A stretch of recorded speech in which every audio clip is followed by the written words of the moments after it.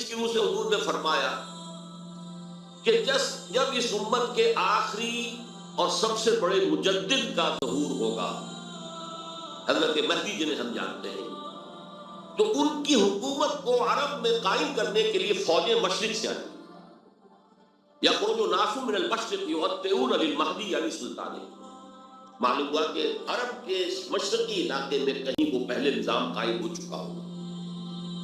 ایک اور حدیث میں آتا ہے کہ جس میں گویا کہ پیشین گوئی ہے کہ یروشلم مسلمانوں کے ہاتھوں سے نکلا ہوا ہوگا اس وقت جیسے کہ آج ہے۔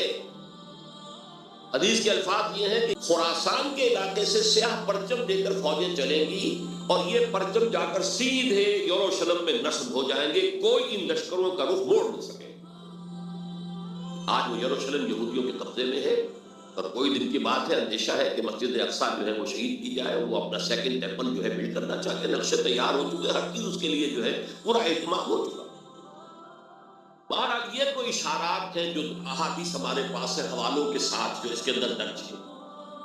اب مشرق میں الحمدللہ کہ ہندوستان بھی مشرقی میں تھا، پاکستان اب مشرق میں ہے،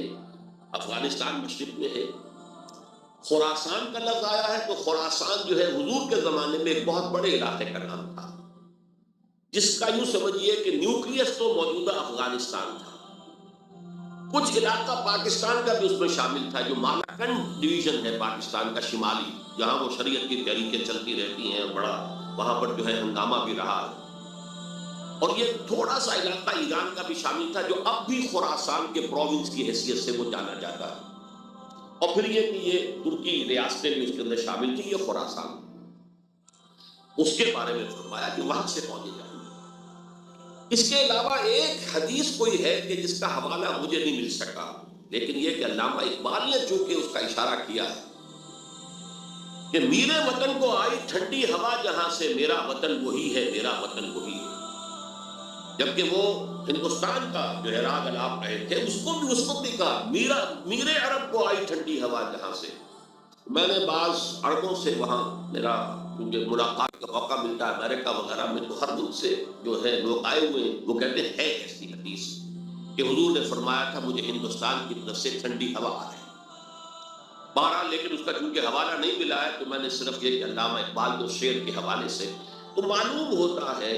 کہ اس مشرقی خطے کے اندر وہ نظام پہلے قائم ہوگا اور پھر یہاں سے وہ پھیلے گا۔ چنانچہ ایک اور تیسری حدیث سے میں آپ کو مل جائے گی، حضور نے فرمایا میری امت کے دو لشکر وہ ہیں کہ جن کو اللہ تعالیٰ نے پیش کی طور پر جو بھی ان میں شریک ہوگا جہنم کی آگ سے چھٹکارے کا پروانہ دے دیا۔ عصابتان من امتی احرقهم اللہ بالنار۔ ایک وہ ہوگا جو ہندوستان پر حملہ آور ہوگا، دوسرا وہ ہوگا کہ جو دجال کے ساتھ جنگ کرنے کے لیے حضرت مسیح کے پاس پہنچے گا، حضرت مسیح کے ساتھ دینے کے لیے۔ اب اس سے بھی گمان یہی ہوتا ہے کہ یہی خراسان کا علاقہ، یہ افغانستان، اس کے ساتھ ملحق پاکستان، یہاں سے ظاہر بات ہے کہ پھر ہمیں ہندوستان کو بھی فتح کرنا ہوگا، یہ دارالاسلام رہا ہے۔ تو گویا کہ ایک حدیث میں دو لشکروں کا ذکر جمع کرنا جو اشارہ کر رہا ہے کہ یہ اس دور سے متعلق ہے، ورنہ یہ کہ ہندوستان پر تو بہت سے لشکر آئے ہیں، محمود غزنوی بھی آئے ہیں، ان کے حملے ہوئے ہیں، محمد غوری بھی آئے ہیں، سب سے پہلے محمد ابن قاسم آئے ہیں، تو یہ تو بہت لوگ آئے ہیں۔ لیکن یہ کہ اصل میں ایک حدیث میں دو کا جمع ہونا جو ہے وہ ادھر اشارہ کرتا ہے کہ اس وقت جب ایک نیوکلیس بن چکے گا خلافت علی منہاج النبوہ کا، تو جیسے جزیرہ نما عرب سے شرق و غرب میں فوجیں چلی تھی، ایسے ہی مشرق میں ہمارے ہندوستان ہے اور مغرب کے اندر جو ہے یہ ہوتے ہوئے اور ایریا تک وہ فوجیں پہنچ جائیں گی اور یروشلم جو ہے اس کو یہودیوں کے قبضے سے بات کرائیں گی۔ یہ احادیث اس میں موجود ہے۔ لیکن اب جو میرے اس دعوت نامہ جو اب میں جس کا تذکرہ کر رہا تھا اس کا دوسرا حصہ شروع ہوتا۔ ادھر پاکستان اسی مقصد سے حاصل کیا گیا تھا کہ یہاں اسلامی نظام یعنی خلافت قائم کی جائے، لیکن ہم اپنی بدعمالیوں کے باعث تاحال مخالف سمت میں سفر کر رہے ہیں، اور اب حالات بتا رہے ہیں کہ تخت یا تختہ کے مصداق یا یہاں خلافت قائم ہوگی اور یہ عالمی خلافت کا نقطۂ آغاز بنے گا یا پھر یہ ملک ختم ہو جائے گا۔ گویا اب معاملہ دوڑو زمانہ چاند قیامت کی چل گیا والا ہے اور فوری طور پر کمر کسنی لازم ہے۔ اس دعوت نامے کے اس مرکزی حصے کے بارے میں آج اس وقت کچھ ذرا تفصیل سے گفتگو کرنا چاہتا ہوں، اور یوں میں کہہ سکتا ہوں اس وقت کہ سلطنت خداداد پاکستان یا ملت اسلامیہ پاکستان کا ایک مرثیہ ہے جو مجھے کہنا ہے موجودہ حالات کے پیش نظر، لیکن یہ مرثیہ میں قرآن مجید کے الفاظ میں پیش کرنا چاہتا ہوں، جس کے لیے تمہیداً میں پہلے آپ کو یہ بتانا چاہتا ہوں۔ سورہ انبیاء کی ایک آیت ہے، آیت نمبر 10، لَقَدْ أَنزَلْنَا إِلَيْكُمْ كِتَابًا فِيهِ ذِكْرُكُمْ أَفَلَا تَعْقِلُونَ، ہم نے تمہاری جانب ایک کتاب نازل کر دی، اس میں تمہارا ذکر موجود ہے، تو کیا تم عقل سے کام نہیں لیتے، غور نہیں کرتے، سوچ بچار سے کام نہیں لیتے؟ اب اس آیت کا ایک مفہوم تو یہ ہو سکتا ہے کہ ذکر لکم مراد ہو، یعنی تمہارے حصے کی نصیحت، ہدایت، ذکرہ، تذکرہ اس قرآن میں ہے، وہ ٹھیک ہے، لیکن ذکر و کم، اس میں اشارہ ایک اور بات کی طرف بھی آتا ہے کہ یہ جتنے بھی اقوام عالم آئیں گے ان کا ذکر قرآن مجید میں موجود ہے، اور اس کی تائید ہوتی ہے، توثیق ہوتی ہے، تاکید ہوتی ہے ایک حدیث، وہ حدیث کے جو قرآن حکیم کی عظمت پر نبی اکرم صلی اللہ علیہ وسلم کے سب سے جامع اور سب سے مفصل بیان پر مشتمل ہے، فصاحت و بلاغت کی معراج۔ حضرت علی اس کے راوی ہیں رضی اللہ تعالیٰ عنہ، کہ حضور نے فرمایا انہا ستکون فتنۃ، عن قریب ایک بہت بڑا فتنہ رونما ہوگا۔ حضرت علی فرماتے ہیں کہ میں نے عرض کیا من مخرج منہا یا رسول اللہ، اے اللہ کے رسول یہ بتائیے اسے نکلنے کا راستہ کون سا ہوگا؟ ایک لمحے کے لیے توقف کیجئے، میں یہاں یہ توجہ دلایا کرتا ہوں کہ ہم اگر ہوتے، ہمارے مزاج کا اور صحابہ کے مزاج کا فرق کیا ہے؟ ہم ہوتے تو کیا پوچھتے؟ یہ حضور یہ فتنہ کیوں ہوگا، کب ہوگا، کدھر سے آئے گا، کیسے آئے گا؟ ہمارے تو سوالات یہ ہوتے ہیں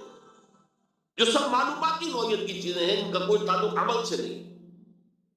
صحابہ کا معاملہ کیا تھا؟ حضرت علی نے ان میں سے کوئی سوال نہیں کیا، کب آئے گا، کیوں آئے گا، کدھر سے آئے گا، کیسے آئے گا، کچھ نہیں۔ جو عملی سوال تھا من مخرج منہا یا رسول اللہ، اے اللہ کے رسول جب آپ نے فرما دیا کہ بہت بڑا فتنہ ہوگا، ہمیں تو اب یہ سمجھنا ہے کہ وہاں سے نکلنے کا راستہ کرو۔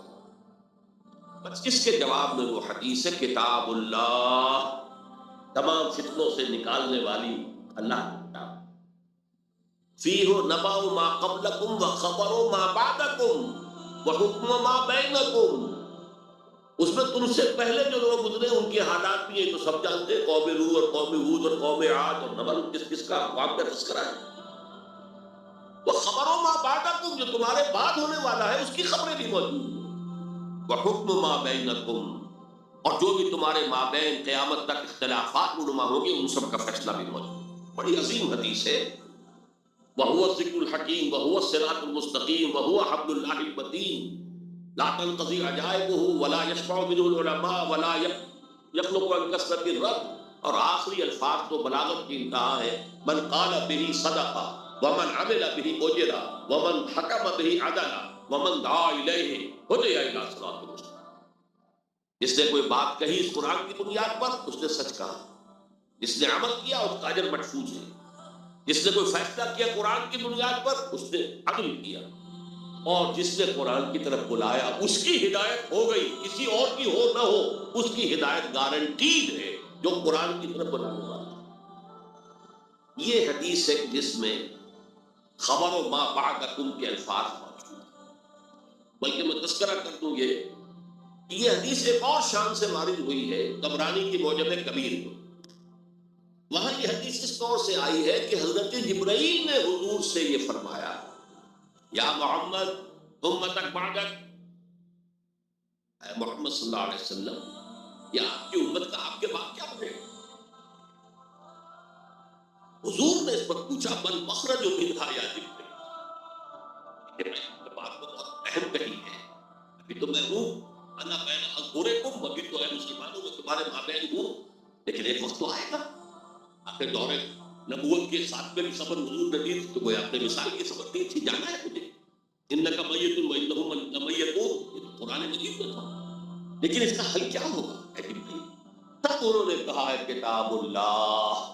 فیہ نبأ من قبلکم ومن خبر ما بعدکم وحکم ما بینکم، یہ پوری حدیث۔ یہ ایک اور ہی شان کے ساتھ یہی روایت ہے، بات میں اس حوالے سے آپ کے سامنے قرآن حکیم کی 6 آیات، اور عجیب یہ حسن اتفاق ہے، سورہ اعراف کی آیات ہیں 175، 176، 177، اور سورہ توبہ کی آیات ہیں 100 نکال دیجئے، 75، 76، 77۔ یہ آئینہ ہے اس وقت میرے اور آپ کے لیے، ملت اسلامیہ پاکستان کے لیے، سلطنت خدا داد پاکستان۔ دیکھیے سورہ اعراف میں فرمایا وَاتْلُ عَلَيْهِمْ نَبَأَ الَّذِي آتَيْنَاهُ آيَاتِنَا فَانْسَلَخَ مِنْهَا فَأَتْبَعَهُ الشَّيْطَانُ فَكَانَ مِنَ الْغَاوِينَ۔ اے نبی ان کو آپ اس شخص کی خبر سنائیے جسے ہم نے اپنی آیات عطا کی تھی، لیکن وہ ان سے نکل بھاگا، پھر شیطان اس کے پیچھے لگ گیا، اور پھر وہ انتہائی گمراہ لوگوں میں سے ہو گئے۔ وَلَوْ شِئْنَا لَرَفَعْنَاهُ بِهَا، ہم چاہتے تو ان آیات کے ذریعے سے، ان کی بدولت ہم اسے اور بلند کرتے، اس کا مقام، اس کا رتبہ اور اونچا۔ وَلَكِنَّهُ أَخْلَدَ إِلَى الْأَرْضِ، مگر وہ تو زمین کی طرف ہی بیٹھتا اور دھستا چلا۔ فَمَثَلُهُ كَمَثَلِ الْكَلْبِ، تو اس کی مثال تو کتے کی سی ہے۔ إِن تَحْمِلْ عَلَيْهِ يَلْهَث، اگر اسے دھتکارو، کوئی ڈھیلا، کوئی لکڑی اس کی طرف اٹھاؤ مارنے کے لیے، تب بھی وہ ہانپتا رہتا ہے۔ ان تترکو یلہث، زبان اس کی نکلی ہوگی، اس سے راج ٹپک گئی ہوگی، چھوڑے رکھو گے تب بھی۔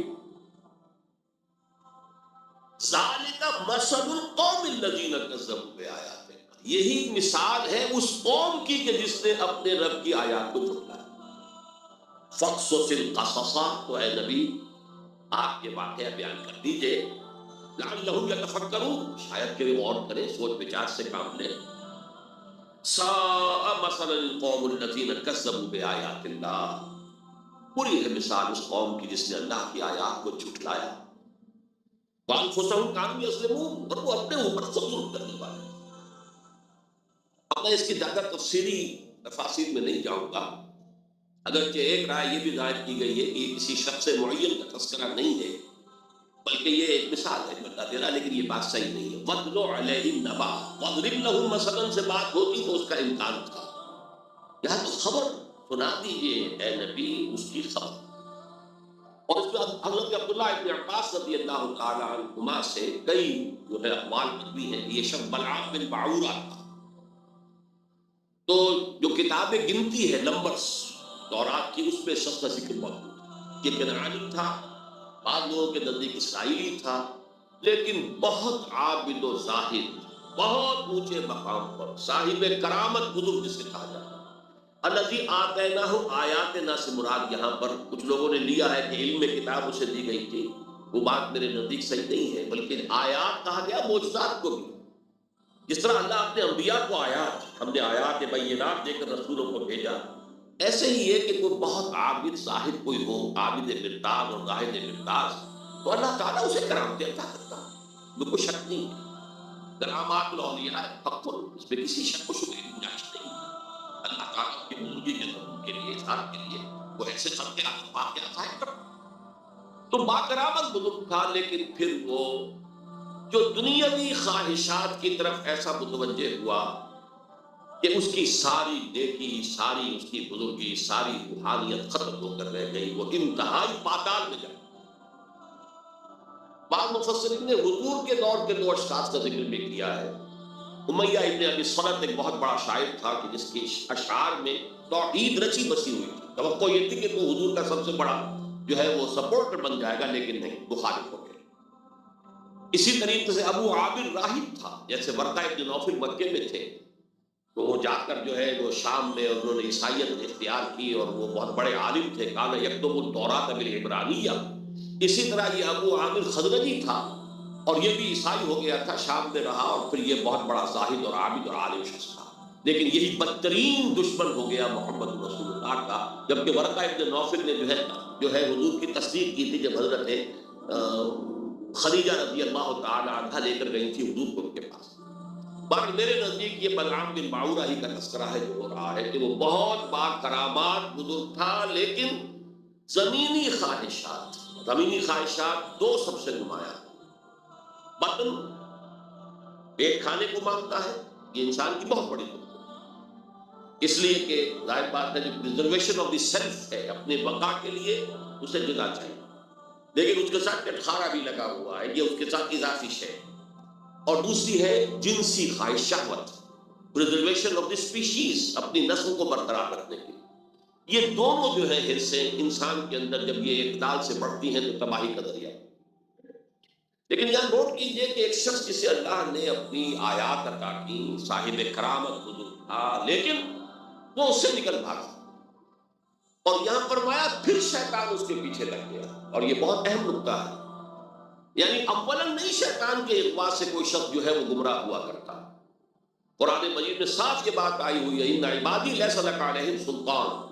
دیکھو تمہیں ہم مہلت تو دے رہے ہیں، قیامت تک کے لیے تمہاری زندگی طویل ہوگی، اور تم ہمارے بندوں کو جس طرح چاہو گمراہ کرنے کی کوشش کرنا، لیکن تمہیں اختیار کوئی حاصل نہیں ہوگا، اختیار اسے حاصل نہیں۔ تو جو شخص خود اپنی جو ہے داخلی غلط تقاضوں کے تحت غلط راستہ اختیار کرتا ہے، پھر شیطان اس کے پیچھے لگ جاتا ہے، وَأَتْبَعَهُ الشَّيْطَانُ، تو شیطان اس کے پیچھے لگ گیا، فَكَانَ مِنَ الْغَاوِينَ، پھر وہ ہمارے ہاں جو کولوکیل لینگویج میں پھر برے کو گھر تک پہنچا کر رہتا ہے، وہ پھر آخری درجے تک پہنچا کر ہی وہ بس کرتا ہے، تو اس درجے تک بلعام بن باعورہ پہنچ گیا۔ وَلَوْ شِئْنَا لَرَفَعْنَاهُ بِهَا، ہم چاہتے تو اسے اور بلند کرتے، اس کے اور مقام اونچا ہوتا، وَلَٰكِنَّهُ أَخْلَدَ عَلَى الْأَرْضِ، وہ تو زمین میں دھستا چلا گیا، زمین سے مراد وہی زمینی خواہشات، نفسانی خواہشات۔ فَمَثَلُهُ كَمَثَلِ الْكَلْبِ، اس کی مثال کتے۔ اب کتا وہ جانور ہے حیوانات میں، پیٹ اور جنس دونوں شہوتیں اس میں انتہا کو پہنچی،